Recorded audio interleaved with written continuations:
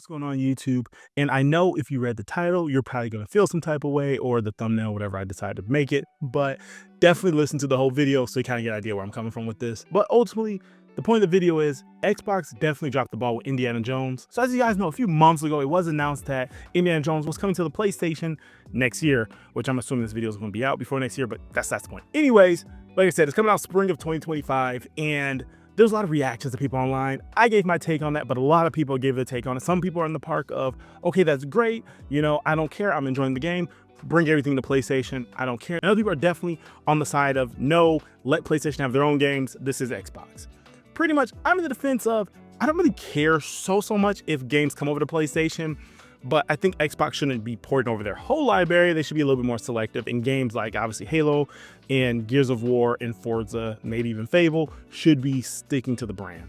Now, Indiana Jones is a different type of game. Obviously, it wasn't a game that I personally named off, but still, I have a little bit of feelings of it, and I'll explain right now. So the thing is, as you guys might have already know, Indiana Jones came out about a week or so ago, and it's been doing really well. A lot of people actually really been enjoying the game. I did a video on it. Check it out if you already haven't. I'll link it somewhere here. But ultimately, I think the game is definitely worth checking out. Here's the thing. Microsoft hasn't got a critically acclaimed, popular game out in a very long time. This game has been doing so well that I strongly feel that this game could have been nominated this year for Game of the Year and might have had a chance of actually winning because of how good it is. It's even to the point where people that aren't fans of Indiana Jones are loving this game just because of how good the game is and how great the acting is, especially with Troy Baker sounding very similar to Harrison Ford and acting like him. So the question is, what's going on? How did they drop the ball if the game was so well? Well, the problem is, let's go back a little bit further to when Phil Spencer made the remarks of great games aren't going to sell consoles. I see it out there. I see commentary that if you just build great games, everything would turn around. It's just not true. And that's the problem I have, and that's kind of the whole reason I'm making this video, is because of how well Indiana Jones does. Now, we already know Microsoft doesn't seem to care a lot about, hardware. I know that they're going to still be pushing hardware, I know they're going to still be selling it, but that's not their huge priority. Obviously, they're going in a different strategy. But this is the thing. If this game was exclusive to Xbox, I feel like it would have sold more systems than it actually would. I feel like this is a console selling game. And let's not go to Steam and go like, well, on Steam, I will briefly just say I cannot stand when people run to Steam when it comes to certain games, especially games that are on Game Pass. It doesn't matter if you're a PC player or a console player, most of your audience is probably playing this game on Game Pass and it's not going to track on Steam. So when you go and look at Indiana Jones, it says it only has 5,000 people playing. This game from 5 years ago has even more than that. Well, yeah, because a lot of people aren't buying games on other platforms. They're probably just buying them on Steam when they're on PC, But when a game comes to Game Pass, you have to play it in the Game Pass environment, so that's not going to register on Steam, and that's definitely not going to register all the console players as well. So when it comes to people like throwing around Steam numbers, that works in some extent, and I use it to a degree, like when I compared Overwatch to Marvel Rivals, because here's the thing, there's not a big incentive of playing Overwatch in Blizzard's launcher where you can just play it in Steam with all your other games, but it's a free-to-play game. This is a $70 game, so I think you guys get where I'm going with that. It's just really dumb to me when people always bring up Steam numbers for everything. Despite that being the case, this game seems to be doing really well, and a lot of people seem to be meshing with this game. The thing is, I strongly feel that this game would have sold significantly more consoles because of how well it's actually doing. Now, here's the thing. Not everyone's going to run out and buy a console for one game. Now, we have seen that happen in the past in previous generations. I know I grew up with literally people going out and buying consoles just off of one game.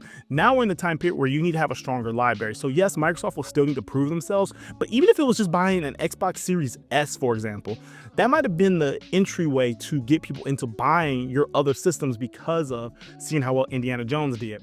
I think Microsoft should have still probably sent this game over to PlayStation. They could have still did it, And would it have backlash? Yeah, probably.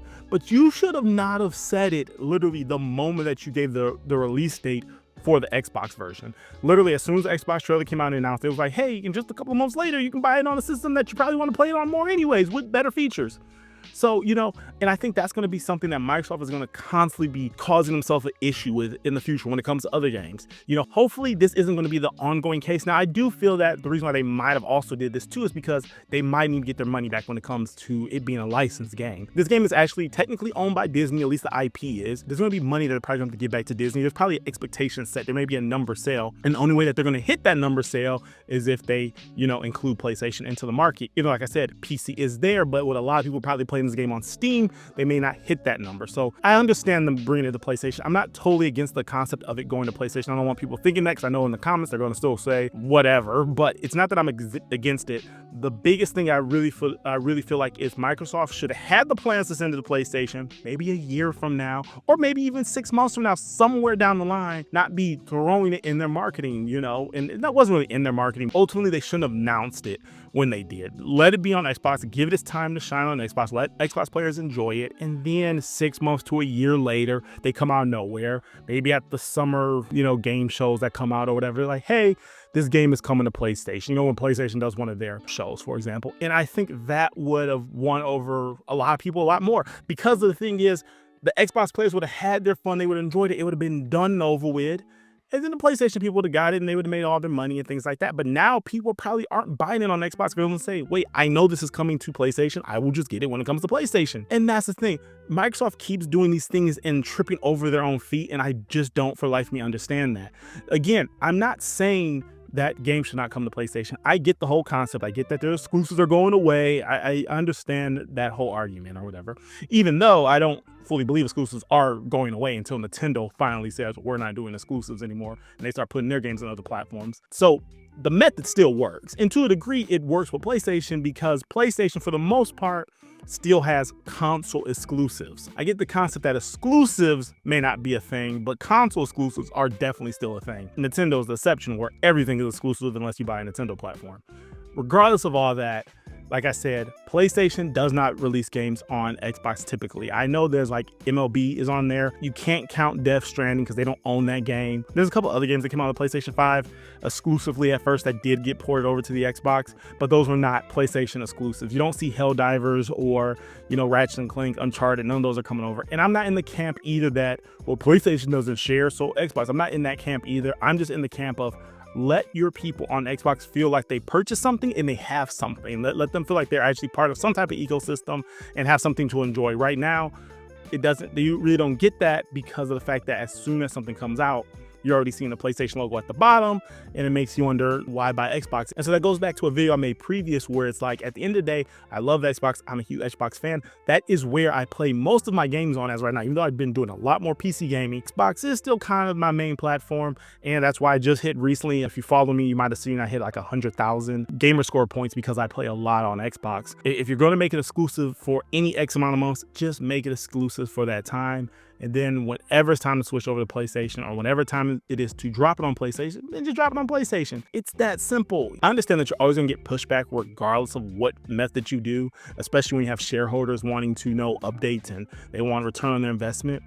But there will be more people buying Xbox if they just release more on just Xbox. And I get there's other games coming out, like Avowed, for example, is coming out. And as of right now, we don't have a release date of PlayStation. So maybe they're doing that method with that game. There's Song of the South, I think that game is called. There's no release date for PlayStation as well. But at the same time, we don't know how well those games are going to do. I know Avowed is kind of going to some type of controversy. Do I feel like it's kind of dumb? Yeah, but I don't really fully know what's all going around it, so I'm not going to really speak on that. Don't know a lot about Song of the South. And obviously games like Fable are a little too far out. We don't even have a release date on that. And there's other games as well, like obviously the next Halo, the next Gears. But there's a lot of rumors that they're coming to PlayStation, but Microsoft hasn't really said anything themselves, so we can't really speak a whole lot on that because everything is rumor based. I only like to really go off of stuff that we have. Sometimes I may talk about rumors, but I like to go off what I actually physically have in front of me. And as of right now, those games I just named off, we do know they're coming out next year, and there's no PlayStation 5 release dates. So next year will be a better understanding to see how Xbox is going to go about releasing some of their games on PlayStation or just only on Xbox. We know things like Doom, the next Doom game, is going to PlayStation 5. We know games like The Outer Worlds 2, we've seen that it's going to PlayStation 5 as well. More than likely, Elden Ring's going to PlayStation 5, let's be honest. I know originally they said that it wasn't, like in the court documents, but I really think it is now. So, that's just my thoughts on this. Like I said, I just want Xbox to succeed. I want there to be competition in the market. I don't want PlayStation to get a clean sweep. I'm not telling people, well, just go buy a PlayStation 5. I want Xbox to work. Now, if someone asks me which to buy, I'm gonna let you know, like, well, if you get a PlayStation, you are going to get a lot of these Xbox games, it looks like, so you're not going to miss out a whole lot. I have to be honest with them.